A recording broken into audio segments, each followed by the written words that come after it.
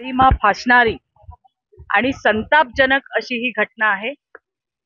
यामध्ये सगळ्यात आधी मी तुम्हाला हे सांगते की या हरामखोर नराधमाला फाशीचं होणार आणि फाशीचं होणार। मी स्वतः याचा फॉलोअप घेणार आहे। माझ्यासोबत इकडच्या स्थानिक आमदार सुलभाताई गायकवाड आहेत, त्या सुद्धा परिवाराच्या संपर्कात आहेत। आमचे अध्यक्ष या ठिकाणी नाना सूर्यवंशी आणि संपूर्ण भाजपाची टीम इथे आहे। नाही तर एक व्यक्ती म्हणून आम्ही सगळेजण त्या परिवाराच्या सोबत आहोत। आम्ही सगळेजण मिळून स्वतः त्याचा फॉलोअप घेणार आहोत आणि त्यासाठी या ठिकाणी आज मी कल्याणला आली आहे। त्या परिवाराची आम्ही भेट घेतली गेल्या 4 दिवसांपासून। मला वाटतं बरेच याच्यामध्ये आमच्या स्थानिक आमदार आणि सगळी टीम ही त्यांच्या संपर्कात होती। पोलिसांकडनं सुद्धा माहिती घेतली आहे। अशा नराधमांना शक्य असतं तर चौरंगा केला असता, पण चौरंगा करणं शक्य नाही। त्याच्यामुळे संविधानाच्या माध्यमातून असल्या हरामखोरांचा करेक्ट कार्यक्रम त्या ठिकाणी आम्ही करणार आहोत, हे मला तुम्हाला या ठिकाणी सांगायचंय।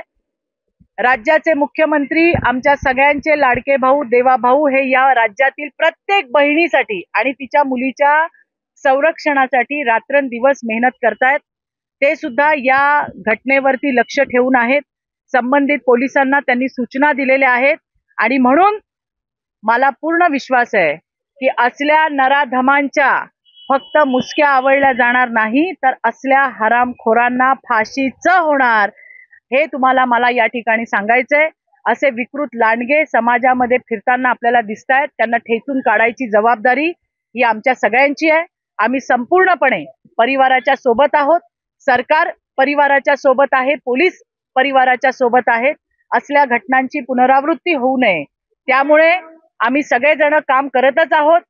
मला तिथे भेटलेल्या महिलांनाही मी सांगितलंय की तुम्हाला काही संशयास्पद त्या ठिकाणी आठवलं, दिसलं, कोणी नवीन आलेलं दिसलं, काही वेगळ्या नजरेची लोक दिसली, तात्काळ 112 वर फोन करून पोलिसांना इन्फॉर्म करा। शेवटी आपल्यालाही त्यांना मदत करायची आहे, त्यांच्या माध्यमातून ही गुन्हेगारी आपल्याला मोडीत काढायची आहे। या सगळ्या लांडग्यांना ठेचून काढायचं काम हे येणाऱ्या दिवसामध्ये निश्चित होईल। मुलगी गेली त्याचं अतीव आम्हाला असं दुःख आहे की आम्ही त्या मुलीला वाचवू शकलो नाही, परंतु ज्या हरामखोराने हे काम केलंय आणि त्याला मदत करणारी त्याच्या सोबतची त्याची बायको, हिला सुद्धा त्या ठिकाणी पोलिसांनी ताबडतोब आपल्या ताब्यात घेतलेलं आहे। आताच मी पोलिसांना विचारलं, कोर्टात नेलं होतं, 2 तारखेपर्यंत PCR आहे। पुन्हा एकदा विश्वासाने मी तुम्हाला सांगते की या हरामखोराला फाशीच होणार। यांची विकृती मोडून काढल्याशिवाय महाराष्ट्र सरकार, राज्याचे मुख्यमंत्री देवाभाऊ हे शांत बसणार नाही, हे मला पोलिसांकडनं ही माहिती घेतली की मागच्या वर्षीच पॉक्सोच्या गुन्ह्यामध्ये त्याला बेल मिळालाय आणि बहुतेक कुठलं तरी मनोरुग्णाचं सर्टिफिकेट त्याने त्यावेळेला कोर्टात प्रोड्यूस केलं अशी माहिती मिळते। परंतु तो विकृत आहे।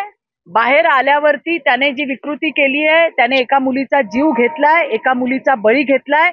त्याचा खोटेपणा हा लक्षात आलेला आहे कोर्टाच्या सुद्धा आणि पोलिसांच्या सुद्धा। या वेळेला त्याची कुठलीही अशी क्लुप्ती इथे चालणार नाही। या हरामखोराला फाशी होणार। पोलिसांनी त्या पद्धतीने त्यांची कारवाई चालू केलेली आहे। एवढंच नाही, या भागामध्ये आणखीनही असे लोक आहेत, स्थानिक महिलांनी सांगितलं, मुलं येतात, गंजाडी आहेत, आणखीन तिथे उपद्रव करतात, अशांनाही सोडण्यात येणार नाही। सगळ्यांवरती कठोरात कठोर आम्ही कारवाई करू।